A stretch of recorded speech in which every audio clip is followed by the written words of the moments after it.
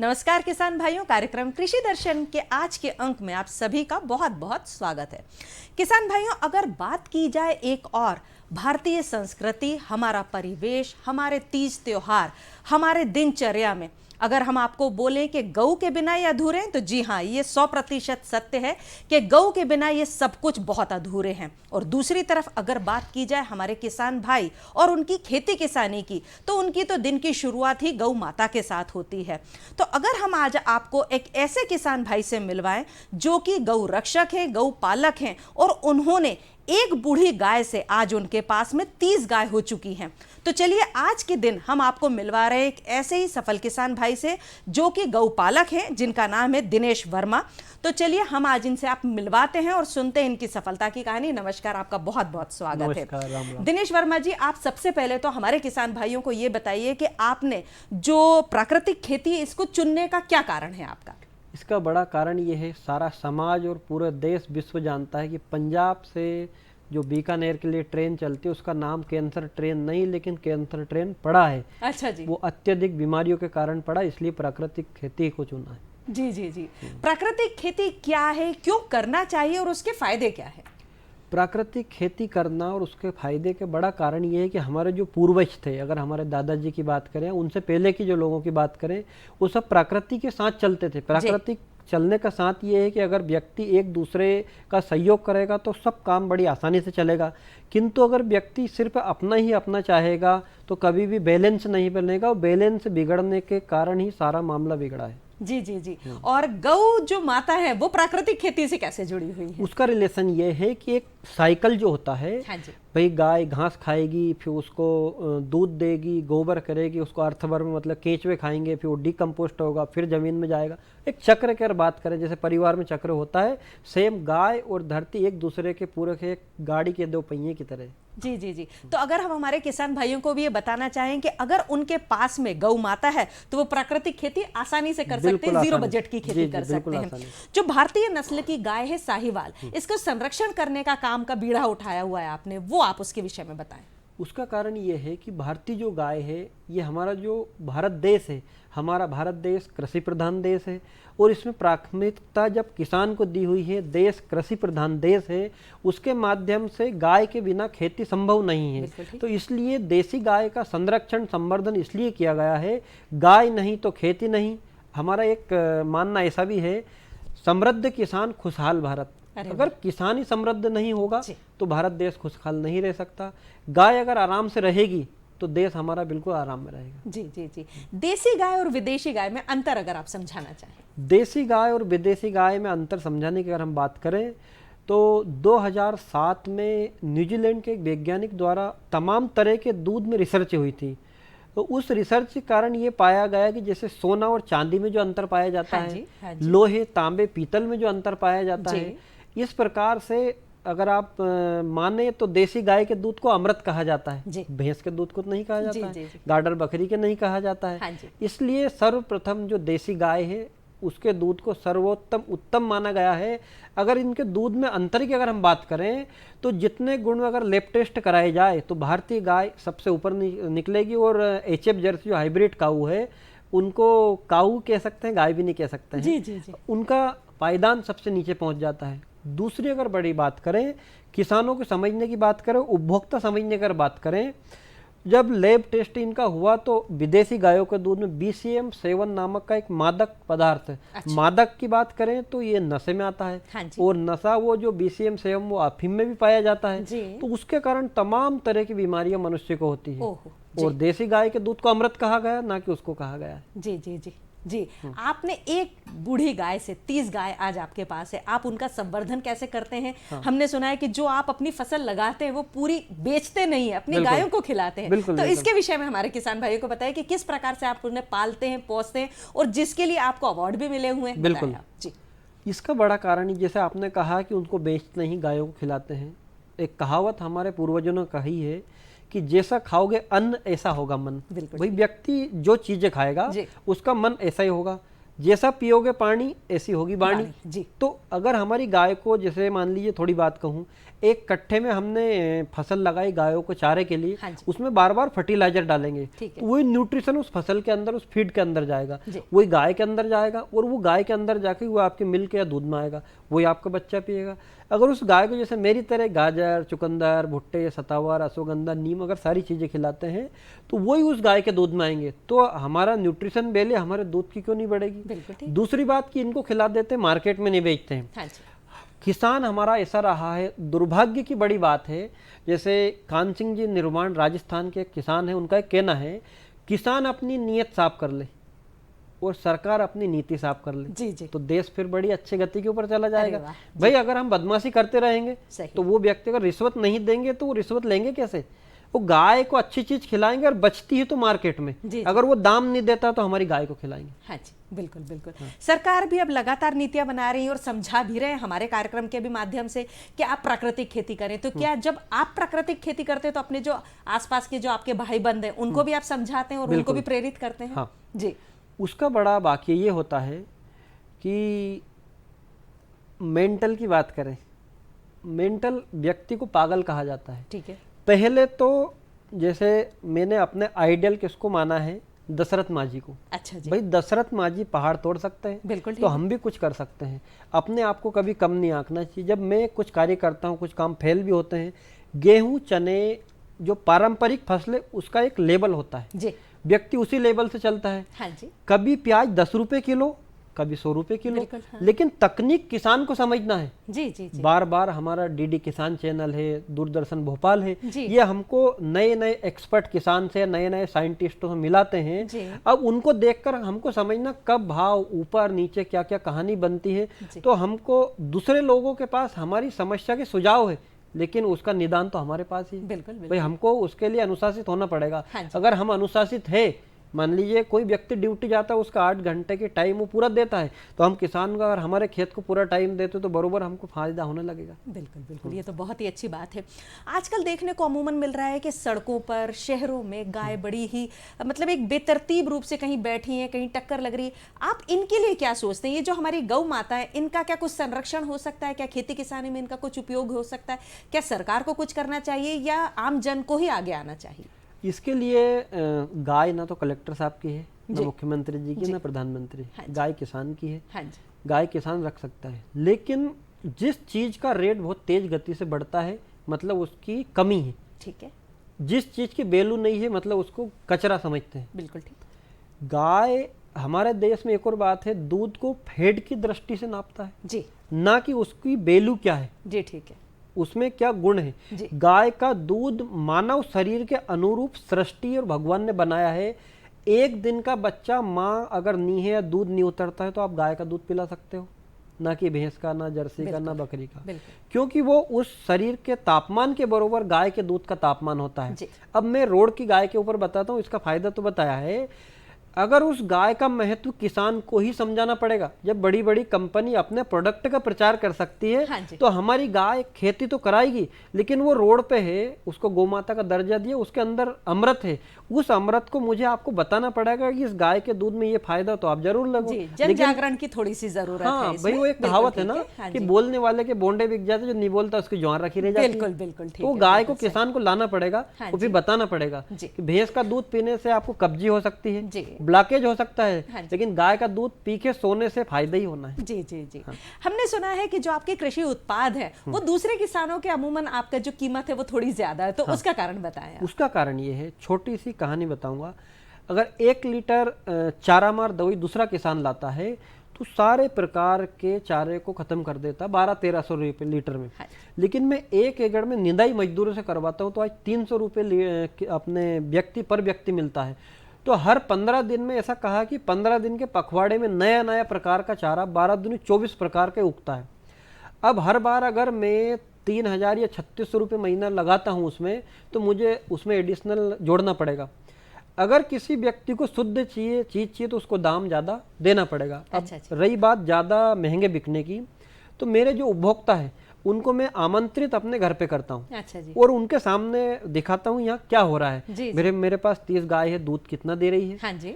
ये गाय इतने एक्चुअली में देती है कि मैं 1.5 कुंटल आपको बना के केमिकल से दे देता हूँ। हाँ जी। या घी मेरा सबसे महंगा जाता है बाजार से 3 गुने रेट पे। अच्छा। मैंने एक और उनसे कहा कि इनमें चॉइस फिलिंग कर लेते हैं, जो गाय पसंद आती है आप उसका दूध लाइव लगा के आपको दे देता हूँ, मथानी दे देता हूँ, और आप अपने घर पे ही उसका मक्खन निकाल के घी की तुलाई कर लीजिए। उसकी लागत कितनी आती है? अगर आप उसका मूल्य देते हो तो फिर आपको देना चाहिए और शुद्ध चीज खाना चाहिए। जी तो इसलिए अपने आप को पैसे देते हैं। आपके घर में जो गाय है वो कितने लीटर दूध देती है? मेरे पास अधिकतम 7 लीटर दूध देने वाली गाय है। अरे वाह। अब ये बात भी मैं उपभोक्ता को बताता हूँ कि 60 से 70 हजार रुपए में गिर, साहिवाल या भारतीय नस्ल की तमाम तरह की गाय आती है, वो अभी हमको 6-7 लीटर दूध देगी। लेकिन 70 हजार में जर्सी गाय मिल जाती है, वो 15 लीटर दूध देती है। अब दोनों को एक ही दृष्टि से नहीं देख सकते। हाँ जी, बिल्कुल बिल्कुल भाई, उनका उत्पादन जो है। हाँ जी, हाँ जी, हाँ जी।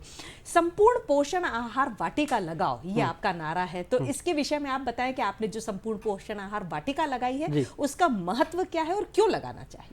देखिए, मेरा हर किसान से कहना है, हर जगह जहाँ जाता हूँ मैं इस विषय पे चर्चा करता हूँ। मैंने आधे एकड़ का प्लाट तैयार किया, उसके अंदर 4 आम, जाम, नींबू, संतरा, मौसम्बी, केला, जितने प्रकार के फल वृक्ष हमारे क्लाइमेट में सेट हो जाते हैं पूरे लगाना है। फल आहार का मतलब ये नहीं होता है कि साबुदाने खाना है। हाँ जी। फल का आहार करना है। हाँ जी। हमारे पूर्वज व्रत रहते थे, तो हमारी चेन टूटती है कि अन्न कैसे रुके, तो हमारे जो वायरस, जैसे लॉकडाउन की बात करें, वो वायरस खत्म हो गया। संपूर्ण पोषण आहार का मतलब है कि जो हमारी थाली में आदर्श भोजन, दाल, चावल, खिचड़ी, सलाद, दही, सारा अगर आ जाता है तो उस प्लाट के अंदर सारी चीज आना चाहिए। मैं यहाँ कहता हूँ कि कार्बेट से पका फल भी हमारे किचन के अंदर नहीं घुसना चाहिए। ठीक है। पालिश वाली दाल नहीं घुसना चाहिए जी। हमारे खेत गए, जैसे आप किचन गार्डन लगा सकते हो, तो हम किसान सारे लोगों के लिए लगा सकते हैं। ठीक है। उसको नाम संपूर्ण पोषण आहार इसलिए दिया है कि संपूर्ण प्रकार के पोषण उसके अंदर है जी। और संपूर्ण प्रकार के पोषण उसके अंदर फल, सब्जी, मसाले, दाल, अनाज, तो एक खेत से संपूर्ण पोषण आपको मिलेगा। अरे वाह। और केमिकल फ्री, गो आधारित। जी जी। हाँ। ये तो बहुत बहुत ही अच्छी बात है। हम अपने कार्यक्रम के माध्यम से भी हमेशा से बताते आए हैं कि बायोगैस के बहुत फायदे, वर्मी कंपोस्ट खाद किसान भाइयों को प्रयोग में लाना चाहिए। आप किस प्रकार से अपने किसान भाइयों को बताएंगे कि जो आप प्रयोग में लाते हैं वो क्यों अच्छा है? इसके बड़े कारण ये है कि किसान के पास क्या क्या चीजें बड़ी आसानी से उपलब्ध हो जाती है। पैदा करना बहुत बड़ी बात नहीं है, लेकिन उसकी मार्केटिंग करना बड़ी बात है। बिल्कुल ठीक। अब हमको ये समझना है कि जिस चेन मैंने आपको बताई है, हाँ जी, उस चेन को ये समझना है कि गाय है, फिर गोबर करती है तो उसको हम बायोगैस में डाल देते हैं, उससे मीथेन गैस निकलती है तो हमारा भोजन बन जाता है। ठीक है। एलपीजी की अपेक्षा वो अच्छा लगता है। बिल्कुल। उसकी सैलरी जो निकलती है वो केंचुए खा लेते हैं। जी। केंचुए खाने के बाद में जो हमारा 1 ट्राली गोबर था उसकी ताकत 8 ट्राली के बराबर हो जाती है। जी। अगर हम घूड़ा लगा देते, गांव की भाषा में उसको घूड़ा कहते हैं, लेकिन मैं उसको घूड़ा नहीं कहता हूँ। हाँ जी। उस पर हम बैठ के भोजन कर देते, इतना सुंदर और खुशबू आती है वहां से। अच्छा, अच्छा, अच्छा। उसको मैं ब्लैक डायमंड बोलता हूँ। भाई केंचुए का भी एक भोजन हो चुका है वो। हाँ, उसके बाद बड़ा अच्छा सा होता है और उसकी ताकत बढ़ जाती है, तो वो अपने आप काम चलता है। मतलब एक बार साइकिल बना के छोड़ देना है। अच्छा। अब दूसरे किसान को फायदे हो गए, एक बार बना के तो छोड़ना है जी। उसके बाद गाय गोबर करेगी, बायोगैस में जाएगा, सैलरी निकलेगी, केंचुआ खाएगा, फिर वो अपने खेतों में चला जाएगा। ठीक है, ये बहुत अच्छी बात समझाई। किसान भाइयों, आप कहीं मत जाइएगा, हमारा कार्यक्रम जारी रहेगा। हम आते हैं जल्दी से एक छोटे से ब्रेक के बाद। अरे सुन तो। मुझे क्या सुनाना चाहते हो? जो सुनाओ मेरी सौतन को। किसको? अरे वही तुम्हारा मोबाइल फोन जिससे सुबह शाम दिन रात चिपके रहते थे और कहते थे किसान कॉल सेंटर से बातें हो रही हैं। अच्छा, ये बात है। हाँ, क्यों? क्या हुआ? अब बात नहीं होती क्या? अब तो झट से बात हो जाती है। संबंधी समस्याओं का अपनी भाषा में तुरंत हल पाने के लिए पूरे भारत में किसी भी फोन से हेल्पलाइन नंबर पर संपर्क करें। किसानों का दोस्त किसान कॉल सेंटर।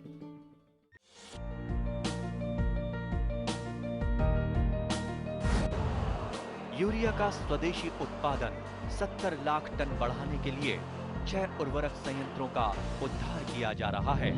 FCIL के गोरखपुर, सिंदरी, तलचर और रामागुंडम संयंत्र, HFCL की बरौनी इकाई और BVFCL की नामरू फोर्थ। सोने पर सुहागा ये है कि देश में अब बनेगा सिर्फ नीम लेपित यूरिया, क्योंकि इससे होगा किसानों का फायदा ही फायदा। अनाज का उत्पादन 10% तक बढ़ेगा। बढ़ेगी 10 से 15% नाइट्रोजन क्षमता।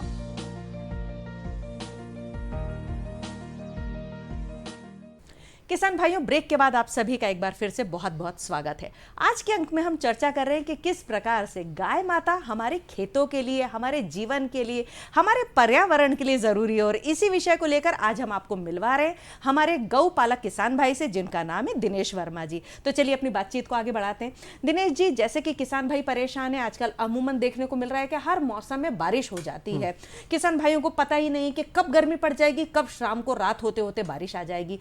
तो क्या मौसम परिवर्तन में भी किसान भाई अपना कुछ योगदान दे सकते हैं? बिल्कुल दे सकते हैं जी, कैसे? ऐसे जैसे अभी हम थोड़ी देर पहले बात कर रहे थे कि भाई बायोगैस से पहले अगर हम उसको गोबर में नहीं डालेंगे तो आपकी मीथेन गैस आपके ओजोन परत में छिद्र करने का काम करेगी। दूसरी बात ये है कि आप जैसे पराली की बात करें, बाकी किसान उसमें आग लगाते हैं।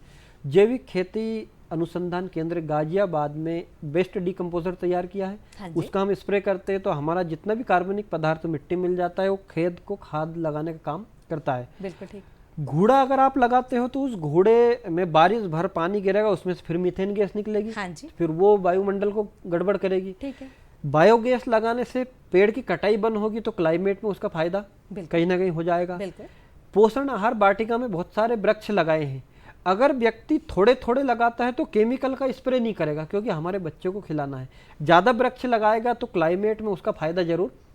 दूसरी एक और बड़ी बात यह है कि संपूर्ण पोषण की बात करेंगे तो जितने प्रकार के उसको नाम याद आएंगे वो सारे अपने खेत में जरूर लगाएगा। वो बिजनेस पर्पज से ना लगाएगा लेकिन अपने परिवार खुद को के सक्सेस, परिवार के लिए तो लगा तो वो जितने ज्यादा लगाएगा वो अपने आप खा भी लेगा। ठीक है। और क्लाइमेट को फायदा कर देगा। जी जी जी, बहुत अच्छी बात है। डीडी किसान पर भी बहुत सारे कार्यक्रम चलते हैं, हमारे भोपाल दूरदर्शन पर भी किसान भाइयों के लिए बहुत सारे कार्यक्रम चलते हैं। तो क्या आप वो देखते हैं और उनसे कुछ सीखते हैं? मेरा उठना सुबह 3:30 बजे हो जाता है। अरे वाह। इसके बाद सूर्य उदय होने से पहले हम गौमूत्र कलेक्शन कर लेते पंचगव्य के लिए। अच्छा अच्छा जी। उसके बाद हमारा दूध लगना, गायों को चारा देना सारा हो जाता है। 5 बजे के लगभग हम हमारे निवास स्थान पे वापस आ जाते हैं। गाय हमारी पास में अगर आवाज़ भी देती तो हम पहुंच जाते हैं। अरे 5 बजे योगा स्टार्ट होता है, मैं योगा भी करता हूँ। अच्छा। और योगा करने के बाद में जब हमारा दूरदर्शन 5:30 से स्टार्ट होता है भोपाल का, जी। उसको 1 नंबर और 2 नंबर पे डीडी किसान और दूरदर्शन भोपाल लगा रखे हैं, जी। जिसमें मेरी पसंद का कार्यक्रम खेतीबाड़ी का आता है। जी। अगर मैं घर के अंदर ही प्रवेश करता हूं तो बच्चे 1 और 2 नंबर चैनल लगा देते हैं कि इनको किसान के कुछ प्रोग्राम देखना है। तो उससे क्या है, एक आइडियल किसान को अगर कोई देखता है तो उसको रोज कुछ ना कुछ नई चीजें बिल्कुल ज्ञान में आ जाती है। जी। इस बीच में मैं भी किसान भाइयों को बताना चाहूंगी कि जो हमारा कार्यक्रम है कृषि दर्शन, वो सुबह 5:30 पर और सुबह 7:30 पर पुनः प्रसारण तो होता ही है। तो हमारे दिनेश वर्मा जी हमारा कार्यक्रम भी देखते हैं और उससे कुछ ना कुछ नई जानकारी भी हासिल करते हैं। जी। हमने सुना है 2 नाम, A1 मिल्क और A2 मिल्क, ये क्या होता है? ये बड़ा सा डिफरेंस है। जी।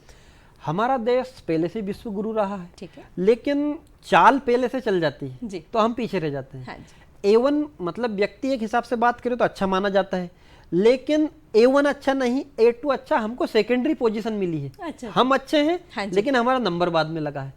तो इनमें 2007 में न्यूजीलैंड के वैज्ञानिक ने तमाम तरह के जो मिल्क है उनकी रिसर्च करी है। और रिसर्च में पाया गया है कि देसी गाय के दूध में A2 बीटा कैसीन जो आता है वो बहुत फायदेमंद चीज़ें हैं। और विदेशी गायों के दूध जिनको हम्प नहीं होता है और ये गलकम्बल नहीं होती है, उनका A1 मिल्क होता है। अच्छा। तो बच्चे तो उसको पचा पाते ही नहीं है। ठीक है। 5 साल से पहले के बच्चे के ब्रेन में एक ब्लड बैरियर होता है, वो उसको पार कर जाए तो उनको टाइप 2 या टाइप 1 की डायबिटीज तो हो ही जाती है। साइलेंट अटैक आता है, जैसे कुछ पागल टाइप से हंसते हैं तो हंसते रहना है, कुछ प्रकार के ऐसे करते रहते हैं। तो A1 A2 में बहुत बड़ा डिफरेंस है। दूसरा ये है कि जो A2 मिल्क जो देसी गाय का है, भारत में लगभग मेरे हिसाब से 42 प्रकार के रजिस्टर्ड नस्लें हैं। वो सबका ही, यहाँ तक कि भैंस का भी A2 मिल्क है। अच्छा। लेकिन हम देसी गाय के दूध A2 मिल्क के फायदा इसलिए कहेंगे, गलकम्बल की बात करें, ठीक है, तो अगर कोई जहरीला पदार्थ देसी गाय खा लेती तो उसकी झालर में रुक जाता, वो उसके दूध में नहीं आएगा। लेकिन भैंस को झालर नहीं है जी, तो वो उसके दूध में। अब हम्प की बात करें तो उसके अंदर सूर्य केतु नाड़ी होती है। जी जी जी। वो पीला पदार्थ देसी गाय के दूध में विटामिन डी की अपने आप पूर्ति हो जाती है। हाँ जी। एक और बात करें, अगर मृत गाय के सींग से सींग खाद बना सकते हो अच्छा। तो जीवित गाय के सींग से कितना फायदा होगा। हाँ जी। भाई मृत से फायदा है तो जीवित से ज्यादा होना चाहिए। बिल्कुल बिल्कुल बिल्कुल। एक कहावत है, पहला जो सुख है वो निरोगी काया और दूसरा सुख घर में माया। आप इससे क्या अभिप्राय समझाएंगे? इससे बहुत बड़ा अभिप्राय है। हमारे जो पूर्वज वैज्ञानिक भी थे, वो विश्व गुरु हमारा देश रहा है और आगे भी रहेगा। जी। पहला सुख निरोगी काया। अगर हमारा शरीर स्वतंत्र रोगमय अगर है, हमको कोई सी बीमारी नहीं है, जी। तो पैसे कोई जरूरत नहीं है। ठीक है। हमारे पास करोड़ों अरबों की अगर संपत्ति है और हमको कोई बड़ी गंभीर बीमारी आती है, तो क्या उस पैसे की वैल्यू है? जी। कोई वैल्यू नहीं है। जी। भाई श्लोक 10-12 प्रकार के इसमें पॉइंट है। पहला सुख निरोगी काया, दूसरा सुख घर में माया, तीसरा सुख पुत्र आज्ञाकारी, चौथा सुख वचन में नारी। लेकिन सबसे पहले नंबर पे शरीर की बात निरोगी आती काया, है। जी। तो हमारा शरीर को स्वस्थ रखने के लिए हमको हमारे शरीर के ऊपर अच्छा भोजन, योग, व्यायाम, चलना फिरना, घूमना, मस्तिष्क, ध्यान, मेडिटेशन, सारी चीज़ें हमारे शरीर मतलब 24 घंटे में से 2 घंटे हमारे शरीर को देना चाहिए। अगर हमारा शरीर स्वतंत्र, राजा बीमार नहीं होता है जी। राजा गंदी चीजें भी नहीं खाता है जी। क्योंकि राजा को पूरे देश का वजन उठाता है। तो हमारे शरीर के हम राजा, हमको अच्छी चीजें खाना चाहिए। जी जी जी। आजकल ये चलन हो चुका है कि पहले हम कमाई करने के लिए अपने शरीर को बेकार कर लें, खराब कर लें, और फिर शरीर बचाने के लिए फिर वही धन जो कमाया हुआ है उसको लगाएं। इसके विषय में अगर आप हमारे दर्शकों को बताएं कि आप कैसे, क्योंकि आप तो बहुत फिट हैं। मैं उसका ऐसे देखता हूँ कि इंसान भी अजीब प्राणी है। जी। दौलत को कमाने के लिए सेहत को खराब करता है, बिल्कुल ठीक। वो सेहत को वापस पाने के लिए दौलत को खराब करता है। भाई हमारे परिवार को सबको हम छोड़कर सिर्फ पैसा कमाने में लग जाते हैं, लेकिन हम ध्यान पे समय नहीं देते हैं, जी। शरीर पे समय नहीं देते हैं। हाँ जी। लेकिन जब बीमार हो जाते हैं तो उस पैसे को वापस से बेचकर उसी शरीर के लिए खर्च करते हैं। जी जी जी, बहुत अच्छी बात है। आज मुझे लगता है कि हमने जब अपने इन किसान भाई से आपको मुलाकात करवाई, किसान भाइयों, आप भी ये जानेंगे कि हमारी खेती किसानी के साथ साथ हमारे शरीर, हमारी भूमि और हमारे खुद के जो तन को हम जो अनाज खा रहे हैं उसके लिए गौ माता का कितना महत्व है। आप आए और हमारे किसान भाइयों को इतनी अच्छी जानकारी दी। मुझे लगता है किसान भाई से जरूर प्रेरणा लेंगे। आपका आए बहुत बहुत धन्यवाद। नमस्कार। किसान भाइयों, अब समय हो चला है कि कृषि जगत में क्या कुछ हलचल चल रही है उसकी जानकारी प्राप्त कर ली जाए। तो चलिए देखते हैं खबरें खेती की। नमस्कार किसान भाइयों, खबरें खेती में आपका बहुत स्वागत है। आइए शुरुआत करते हैं प्रमुख खबरों के साथ। बनेगी नमो चौपाल, प्रति बूंद अधिक फसल, देसी बीज बांटने का मिशन, बलराम तालाब के लिए करें आवेदन और पशु एम्बुलेंस पहुंच रही घर घर। प्रदेश की प्रत्येक ग्राम पंचायत मुख्यालय पर नमो चौपाल का निर्माण किया जाएगा। यह जानकारी कृषि मंत्री कमल पटेल ने उज्जैन में आयोजित कृषि मेले में दी। उन्होंने कहा कि नमो चौपाल पर किसान, ग्रामीण जनों, कृषि वैज्ञानिक, खेती किसानी पर सामूहिक प्रदेश सरकार के द्वारा चलाई जा रही नमो चौपाल मध्य प्रदेश सरकार के द्वारा एक ऐसी पहल है जो कि एक ही मंच पर किसानों, ग्रामीणों और कृषि वैज्ञानिकों को लेकर आता है। इसका उद्देश्य किसानों की समस्याओं को सुनना और उसका कृषि वैज्ञानिकों द्वारा हल निकालना है। देश भर में सूक्ष्म सिंचाई को प्रोत्साहित करने के लिए नई दिल्ली में प्रति बूंद अधिक फसल विषय पर कार्यशाला का आयोजन किया गया।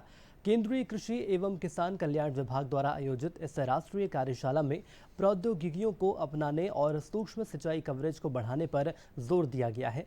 कार्यक्रम में विशेषज्ञों ने कहा कि देश की खाद्य और पोषण सुरक्षा तथा किसानों की आय में बढ़ोतरी करने के लिए सूक्ष्म सिंचाई पद्धति को अपनाना बेहद लाभप्रद होता है। इससे कृषि और विशेष रूप से वर्षा सिंचित क्षेत्रों में जल उत्पादकता में वृद्धि की जा सकती है।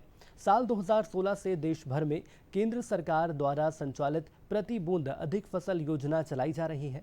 इस योजना के तहत किसान अपने खेतों में छोटे तालाब, सूक्ष्म सिंचाई के साधन जैसे फव्वारा, स्प्रिंकलर सिंचाई, बूंद बूंद सिंचाई, ड्रिप के उपकरण प्राप्त कर सकते हैं।